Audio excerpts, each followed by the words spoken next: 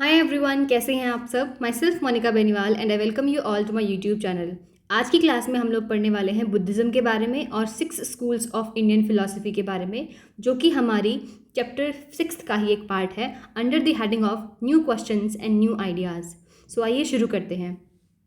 First of all, why we are talking about new questions and new ideas. ऐसा क्या हो रहा था कि नए नए सवाल लोगों के दिमाग में आ रहे थे। महाजनपद पीरियड की बात कर रहे हैं, 6th सेंचुरी की हम बात कर रहे हैं। महाजनपद पीरियड कहाँ से शुरू हुआ? जन से शुरू हुआ, फिर जन से जनपद हुए और फिर महाजनपद हुए। सुप्रीमेसी के लिए लड़ाइयाँ हुई, कॉन्फ्लिक्ट्स हुए और जो वर्ण व्यवस्था है उसने समाज के अंदर अपनी पकड़ को बिल्कुल मजबूत कर लिया। और इसी के चलते क्या हुआ, लोगों के दिमाग में सवाल आने शुरू हुए।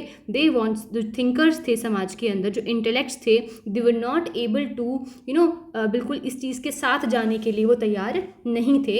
And they started thinking about what is the truth of life, and in order to understand these changes which were happening around them, ये जो सवालों के जवाब हैं वो बुद्धिज़्म और जैनिज़्म के रूप में उनके सामने आए। एंड ये जो है अनऑर्थोडॉक्स, क्या अनऑर्थोडॉक्स जो स्कूल ऑफ फिलॉसफी है उसके अंदर भी आते हैं। अब अनऑर्थोडॉक्स स्कूल ऑफ फिलॉसफी क्या है, we will discuss this in the end of this video.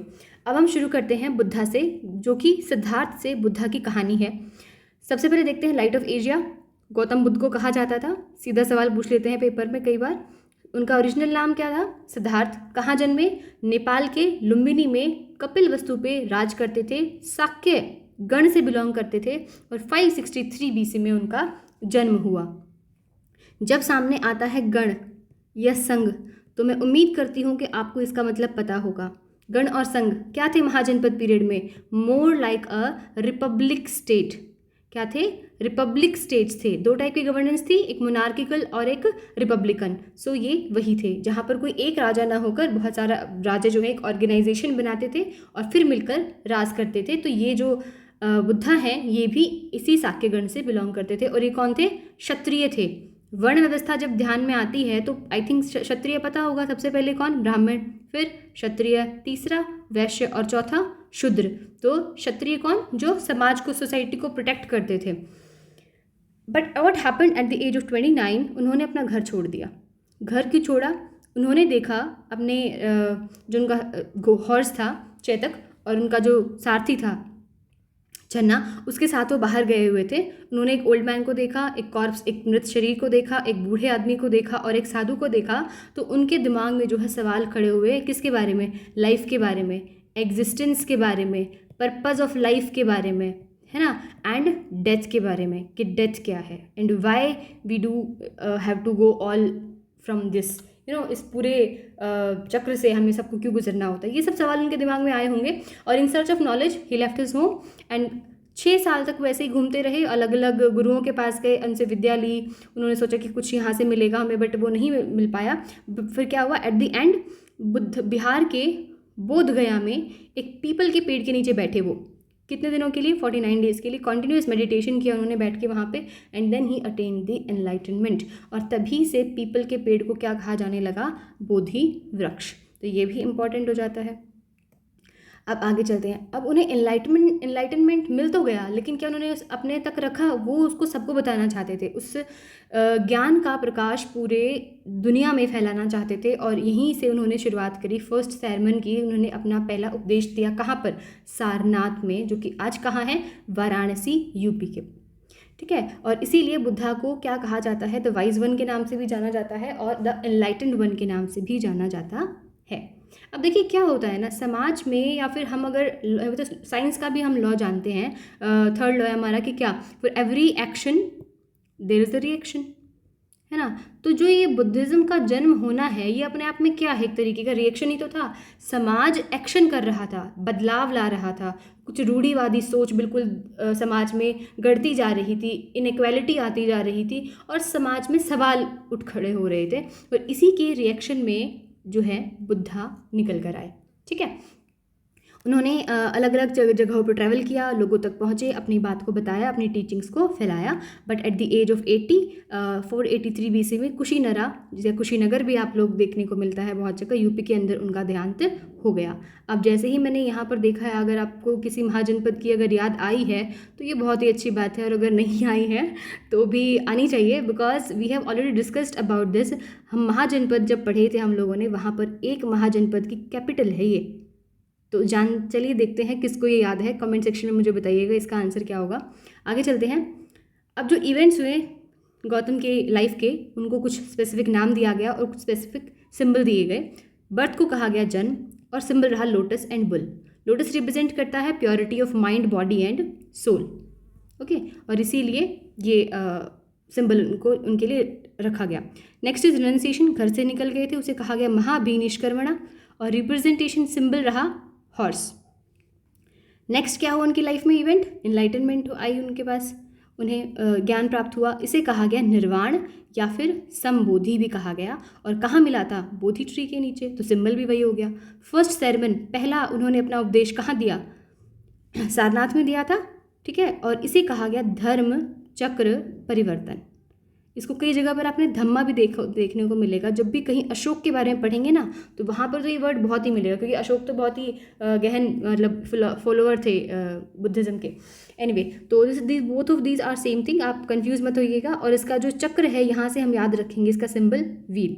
Death को कहा गया महापरिनिर्वाण, है ना। इस दिन दुनिया से जाने की जो प्रोसेस रहा, इसको रिप्रेजेंट किया जाता है स्तूप से। उनके जाने के बाद उनकी याद में एक ऐसे डोम शेप जो है स्ट्रक्चर बनाया गया, बीच में जो है ऐसा माना जाता है कि गौतम बुद्ध के जो कुछ अवशेष है उन्हें रखा जाता है। बाहर एक परिदक्षिणा पथ होता है, एक गेट होता है। ये सब हम हमारा आर्ट एंड कल्चर की जो क्लास होगी आर्किटेक्चर में, उसको पढ़ेंगे, ठीक है। अब आगे चलते हैं। अब उन्होंने टीचिंग्स जो थी उनको क्या वो अपने तक रखने वाले थे, वो तो ऐसे थे नहीं, वो उनको दूसरों तक फैलाने के लिए निकल चुके थे। और उनकी बिलीफ थी क्या, यहाँ पर हम जो है काफ़ी ब्रीफ में इन चीज़ों को पढ़ रहे हैं। बुद्धिज्म एक बहुत ही वास्ट टॉपिक है, when we get into details will discuss in a very बहुत ही डिटेल वे में हम इसको पढ़ेंगे। तो उन्होंने कहा कि जो लाइफ है it is full of sufferings, unhappiness, दुख से भरी हुई है।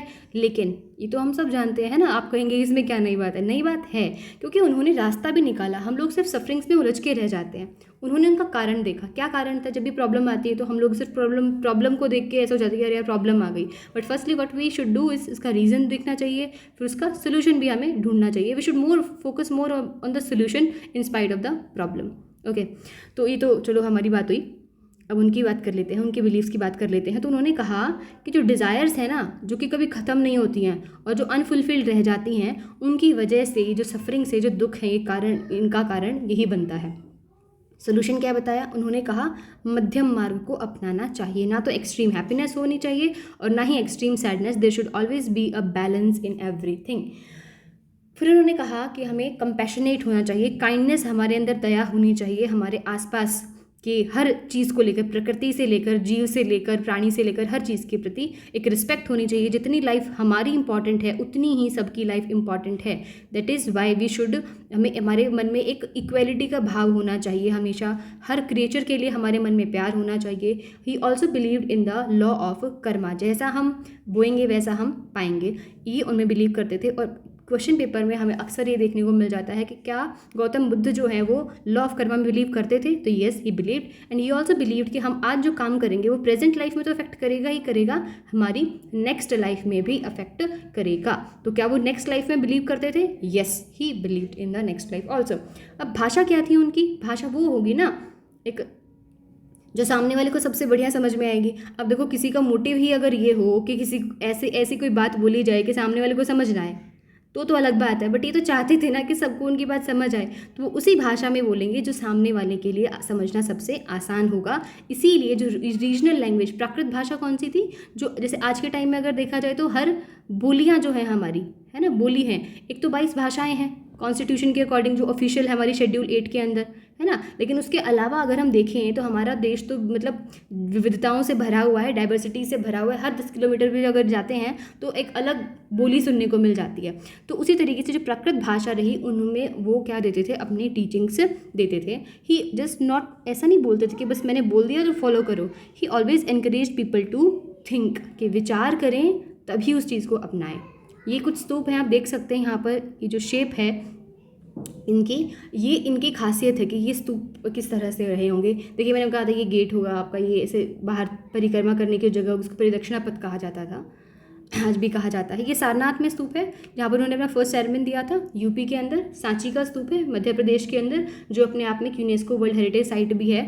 एंड प्लीज़ लाइक कर दीजिएगा इफ़ यू लाइक इट। एक छोटी सी कहानी है, काफ़ी अच्छी कहानी है, रोक नहीं पाई मैं अपने आप को इसे यहाँ डालने में। किशा गौतमी नाम की एक औरत थी, मदर थी, जिनका बेटे की डेथ हो गई थी और वो अपने बेटे को लेकर गली गली घूम रही थी इस उम्मीद में कि कोई उनके बेटे को ज़िंदा कर दे। फिर एक आदमी उन्हें बोला कि आप बुद्ध के पास चाहिए। बुद्ध के पास वो गई, उनको लेकर गए वो, और बुद्ध ने कहा कि ठीक है मैं आपके बेटे को ज़िंदा कर दूंगा, आप बस मुझे क्या करिए, एक मुट्ठी भर मस्टर्ड सीड्स ला दीजिए। वो खुश हो गई, उन्होंने कहा अरे ये तो बहुत सही है मैं लेकर आती हूँ। फिर उन्होंने रोका, उन्होंने कहा कि एक ऐसे परिवार से लाइएगा जहाँ पर कभी किसी की मृत्यु न हुई हो। उसने कहा चलो ठीक है, ये भी मान लेते हैं। शी वेंट, गई वो, और जहाँ भी वो गई उन्होंने क्या पाया कि हर घर में किसी न किसी की डेथ हो रखी थी। कोई ऐसा घर था ही नहीं जहाँ पर कभी किसी की डेथ न हुई हो। सो डेथ एंड लाइफ ना तो हमारे हाथ में है ना, और ना ही हम उस पर कंट्रोल कर सकते हैं। So let's think about it कि वो यहाँ से क्या समझाना चाहते थे। अब हम बात करते हैं हमारे 6 स्कूल्स ऑफ इंडियन फिलॉसफी के बारे में। इन्हें कहा जाता है ऑर्थोडॉक्स स्कूल ऑफ फिलॉसफी भी कहा जाता है, इन्हें आस्तिक स्कूल ऑफ फिलॉसफी भी कहा जाता है, और इन 6 के 6 को अगर मैं कंबाइन करूँ ग्रुप को, सनातन धर्म भी कहा जाता है। आई थिंक सनातन धर्म जो है वो आप लोगों ने ज़्यादा अच्छे से सुन रखा होगा। अब ये क्या थे, क्यों इन्हें ऑर्थोडॉक्स कहा गया, क्योंकि ये जो हैं ये सारे के सारे वेद को जो है, वेदास जो रहे हमारे, ऋग्वेद कौन कौन से 4 थे ना, ऋग्वेद, सामवेद, यजुर्वेद और अथर्ववेद, इनको क्या करते थे, ये फॉलो करते थे, है ना, इनको अपना अटमोस्ट मानते थे। अब पेपर में क्या आता है, मैच द फॉलोइंग करके दे देते हैं, इंपॉर्टेंट है, बहुत इंपॉर्टेंट है ये लेकिन ये इसको हम मैच द फॉलोइंग कब कर पाएंगे, अगर हमें इनकी रेलिवेंस पता होगी, थोड़ा सा इनके बारे में पता होगा, तो हम अभी वही करने वाले हैं। और अनऑर्थोडॉक्स, अब आई होप आपको पता चल गया होगा अनऑर्थोडॉक्स कौन होंगे, जो वेदास को ना मानते हुए कुछ अलग में बिलीव रखते होंगे, जो वेदों में नहीं बिलीव रखते, जैसे बुद्धिज़्म, जैनिज़्म और एक चार्वका जो है। ये क्या रहे, बृहस्पति ने दिया था ये 3 थे हमारे 3 schools of unorthodox philosophy. Philosophy क्या थी, मतलब कि जब लोगों के दिमाग में सवाल आए ज़िंदगी के बारे में, तो उन्होंने अपने जो विचार प्रकट किए वही स्कूल ऑफ फिलॉसफी के रूप में कहलाए। अब सबसे पहले देखते हैं हमारा मोस्ट इंपॉर्टेंट वन, सांख्या। सबसे पुराना है ये, द ओल्डेस्ट वन, और ये कपिल मुनि, आपको यहाँ पर मुनि, क्योंकि ये सारे क्या थे, सेज थे, मुनि थे, तो देखने को मिलता है। ये क्या कहती है, सांख्या क्या कहता है कि ये पुरुष और प्रकृति, जैसे कि शिव और शक्ति है ना, उनमें बिलीव करते हैं कि एक पुरुष होते हैं, एक प्रकृति होते हैं, जो जैसे जो हमारा सेल्फ है, जो सोल है वो क्या है, पुरुष है, और प्रकृति क्या है, जो एनर्जी है वो प्रकृति है। ये किसका माना था, सांख्या का, और किन्होंने लिखा, ये फाउंडर कौन रहे इनके, कपिल मुनि।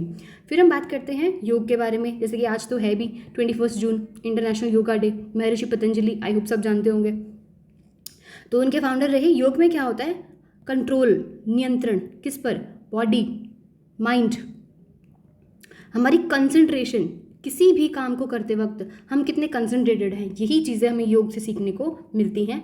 और ये जो इनका जो अटमोस्ट है कि भी किस चीज़ को पाने के लिए हम ये सब कर रहे हैं, मुक्ति या फिर मोक्ष, और यहाँ तक पहुँचने के लिए इन्होंने बताए हैं 8 रास्ते। कौन कौन से, अभी हम सिर्फ ब्रीफली बात कर रहे हैं, फिर किसी क्लास में हम डिटेल में बात करेंगे। यम, नियम, आसन, प्राणायाम, प्रत्याहार, धारणा, ध्यान और समाधि। इस अष्टांगिक मार्ग पर चलकर हम लोग मोक्ष तक पहुंच सकते हैं एज पर योगा। नेक्स्ट हम बात करते हैं न्याय के बारे में, जैसे कि नाम से ही पता चल रहा है, इसे कहा जाता है a technique of logical thinking. क्या कहेंगे, a technique of logical thinking, मतलब कि तार्किक तौर पर जब आप किसी चीज़ को प्रूव करते हो और फिर आप उसको अपनाते हो, जैसे कि मोस्टली साइंस को मानने वाले जो है वो इसी को हमने देखा है कि फॉलो करते हैं अनइंटेंशनली, अगर उन्हें नहीं पता है इस चीज़ के बारे में। ये इनके फाउंडर कौन रहे, गौतम मुनि रहे। फिर आगे बात करते हैं विशेषिका के बारे में। ये क्या इनकी जो हाईलाइट है वो ये है कि ये जो यूनिवर्स है, ये मानते हैं कि यूनिवर्स जो है वो पंच तत्व से मिलकर बना है, 5 चीज़ों से मिलकर बना है हर चीज़, और जो भी चीज़ हो रही है उस सब के पीछे जो एक ड्राइविंग फोर्स है वो कौन है? गॉड है। ये किनका मानना है? विशेषिका का मानना है। अब विशेषिका और न्याय, इन्हीं की जो टीचिंग्स थी उन्हीं में से एक को फॉलो करते हुए पूर्व मीमांसा हाईलाइट करती है और कहती है कि जो वेदास हैं उनकी जो टीचिंग्स हैं वो सुप्रीम है और उन्हीं को हमें फॉलो करना चाहिए, उन्हीं में जो बता रखा है उसी को फॉलो करना हमारा धर्म है। ये दिया किसने? जामिनी ऋषि ने। अब आता है वेदांता या फिर उत्तर मीमांसा। वेदांता मतलब कि वेदों से ही निकला कौन? उपनिषद। उपनिषद्स को अटमोस्ट मानते हुए इनकी स्पिरिचुअल और मिस्टिक जो टीचिंग्स हैं उनके ऊपर फॉलो करते हुए व्यास ने दिया कौन सा फिलॉसफी का स्कूल? वेदांता या फिर उत्तर मीमांसा। सो आई होप अब हम इसको याद करना आसान रहेगा। सांख्य कपिल मुनि, न्याय गौतम मुनि, विशेषिका कनाद। या आपको यहाँ पर इसको कहीं जगह ये भी लिखा मिलेगा, ओ की जगह ए कनाद, ठीक है। योगा महर्षि पतंजलि, पूर्व मीमांसा जामिनी, वेदांता और उत्तर मीमांसा व्यास। अब आता है आज के क्वेश्चन की बारी। सवाल है कि जो सिद्धार्थ थे उनके घोड़े का और उनके सारथी का क्या नाम था? मैंने लिखा नहीं है इस वीडियो में, बट हाँ मैंने आपको बताया ज़रूर है और उम्मीद करती हूँ कि आपने सुना भी होगा ध्यान से। सो लेट्स सी कि इसने कितना ध्यान से सुना है। Answer me in the comment section. Thank you so much for watching this video. In the next class I will there in front of you with जहाँ पर हम डिस्कस करेंगे उपनिषद्स के बारे में और जैनिज्म के बारे में। Thank you for watching this video. Stay tuned and keep learning. Bye bye.